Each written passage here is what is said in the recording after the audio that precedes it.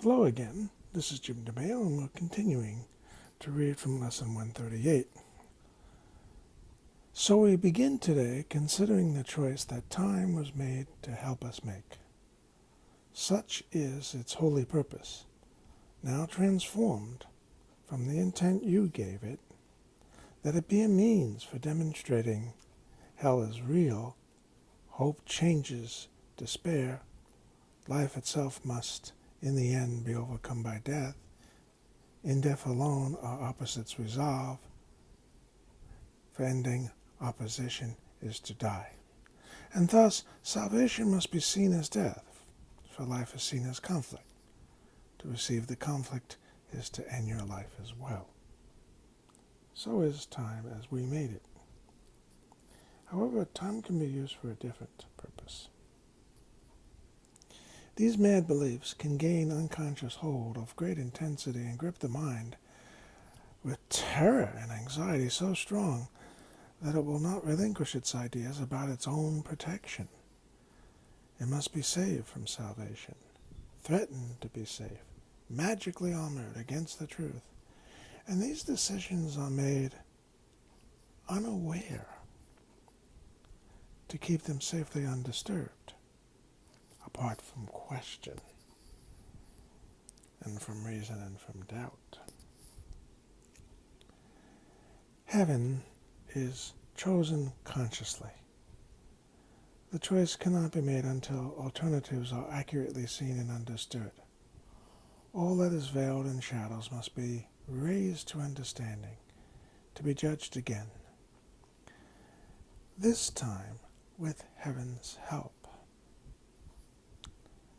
All that is veiled in shadows. These are all of our fears, our judgments, must be raised to understanding, given to our higher self, the Holy Spirit. To be judged again is actually to remove judgment, this time with heaven's help. And all mistakes in judgment that the mind had made before are open to correction, as the truth dismisses them as causeless. This is the forgiveness process. Judgments giving way to simply the truth of the matter. Now are they without effects.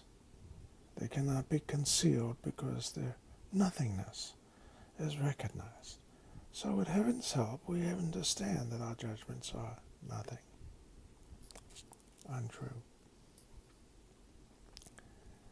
The conscious choice of heaven is as sure as is the ending of the fear of hell, when it is raised from its protective shield of unawareness and is brought to light. Who can decide between the clearly seen and the unrecognized? Yet who can fail to make a choice between alternatives when only one is seen as valuable? Heaven is all that I really want. One is seen as valuable. The other as wholly worthless, like everything in the ephemeral world. A but imagined source of guilt and shame. Who hesitates to make a choice like this? And shall we hesitate to choose today? We make the choice for heaven as we wake and spend 5 minutes making sure that we have made one decision that is sane. We recognize, we make a conscious choice between what has existence and what has nothing but an appearance of the truth. Its pseudo-being, brought to what is real, is flimsy and transparent in the light.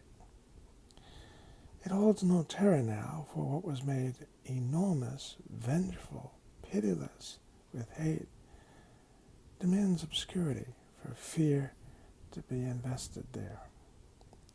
Now it is recognized as but a foolish, trivial mistake. Let's take the drama out of it, okay? Before we close our eyes and sleep tonight, we reaffirm the choice that we have made each hour in between. Now we give the last 5 minutes of our waking day to the decision with which we awoke.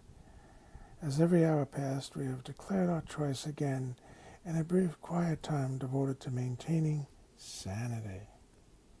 And finally, we close the day with this, acknowledging we chose but what we want. Heaven is the decision I must make. I made it now.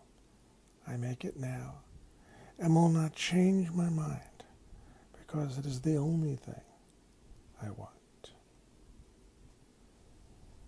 Joining with you to consider his beautiful thoughts.